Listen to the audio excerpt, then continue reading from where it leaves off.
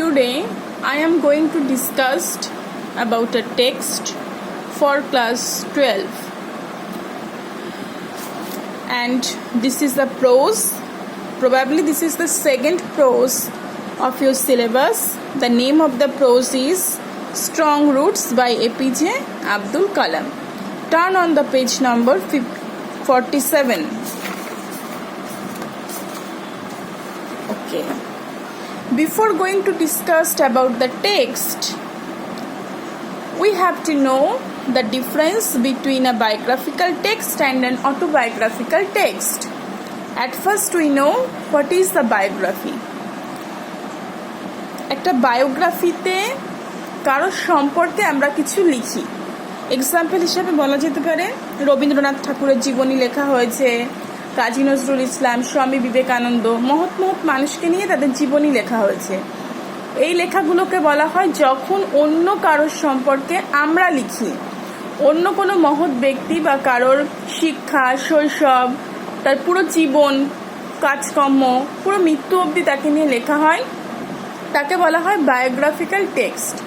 And autobiographical text কাকে বলা হয়? যেখানে নিজেকে আমরা নিজেদের সম্পর্কে লিখি। আমি আমার জীবনে লিখছি যে আমি এত সালে জন্মগ্রহণ করেছি, আমার নাম এই, আমি এই বিদ্যালয়ে পড়েছি। যখন আমি আমার সম্পর্কে লিখছি তখন সেটা হয় অটোবায়োগ্রাফি, আই ইউজ করা হয়। ঠিক তেমনি strong roots is an autobiographical text. এখানে এপিজে আব্দুল কালাম তার চাইল্ডহুড, এডুকেশন, তার ফ্যামিলি, তার প্যারেন্টস, তার ডেইলি রুটিন, তার রিলিজিয়াস, এগুলো নিয়ে আলোচনা করেছেন।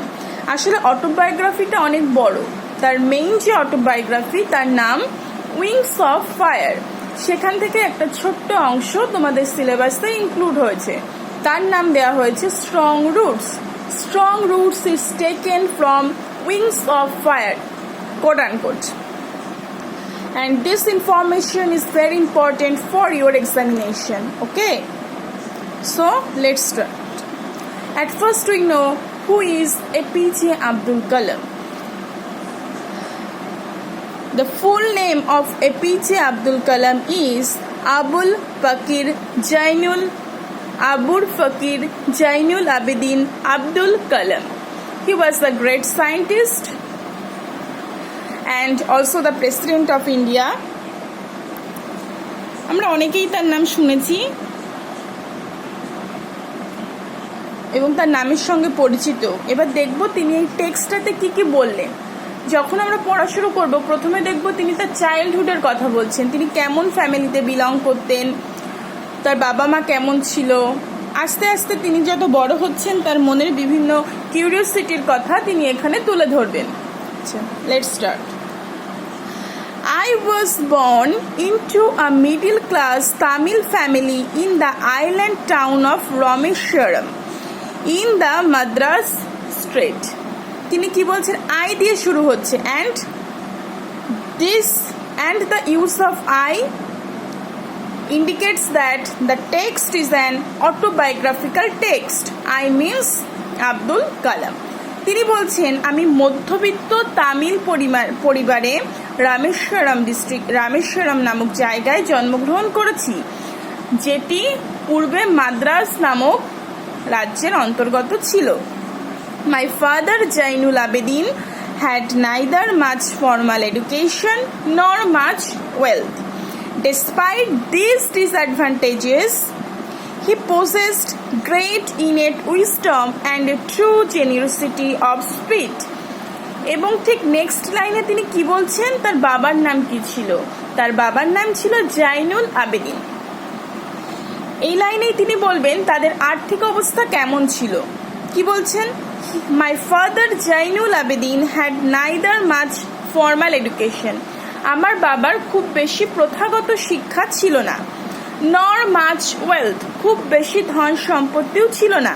ডেসপাইট দিস ডিসঅ্যাডভান্টেজেস, এই সমস্ত অসুবিধা সত্ত্বেও হি possessed great innate wisdom and a true generosity of spirit. He means Zainul Abedin. তার কি ছিল? তার ছিল বাস্তব বুদ্ধি সম্পন্ন জ্ঞান এবং তার মধ্যে একটা ট্রু জেনিরোসিটি মানে প্রকৃত দয়ালু মানুষের বাস ছিল। শিক্ষা ছিল না, ধন সম্পত্তি ছিল না, কিন্তু তিনি একজন খুব ভালো বুদ্ধিসম্পন্ন, বাস্তব বুদ্ধিসম্পন্ন মানুষ ছিলেন। কে?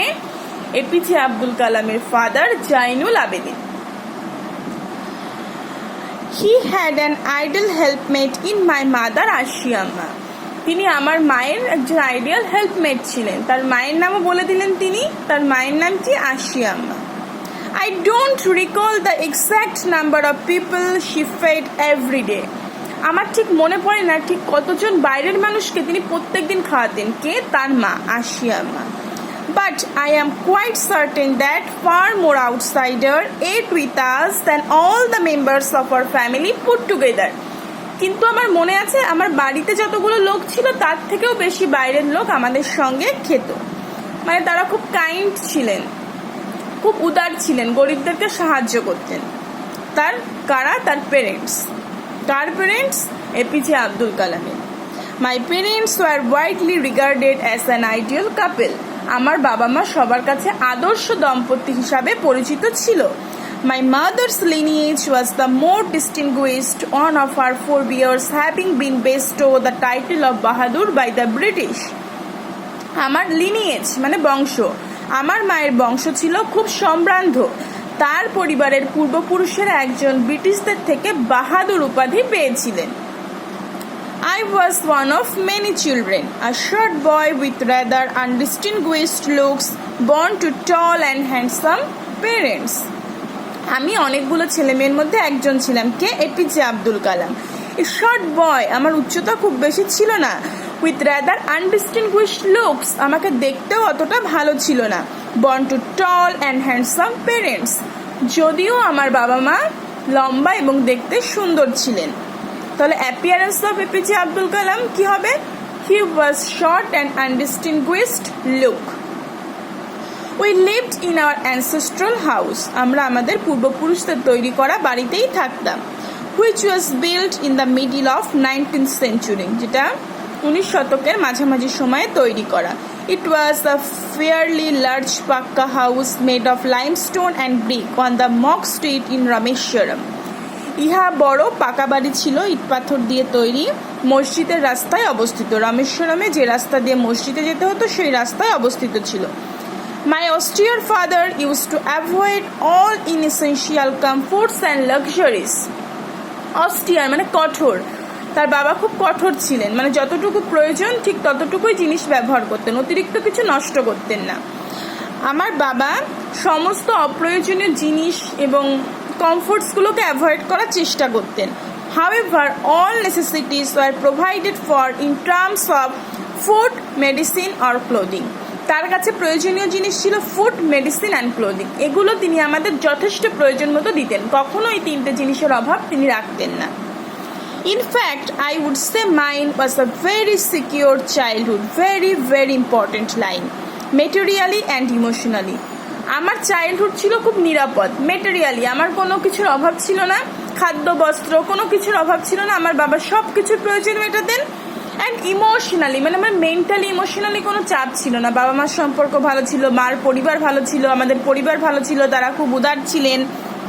মানসিক অশান্তিও ছিল না, আর্থিক দিক থেকে বা মেটেরিয়ালিস্টিক কোনো অশান্তিও আমার ছিল না। তাই বলছেন, কে বলছেন? APJ Abdul Kalam. Today up to this and next video, in the next video I will upload the next part.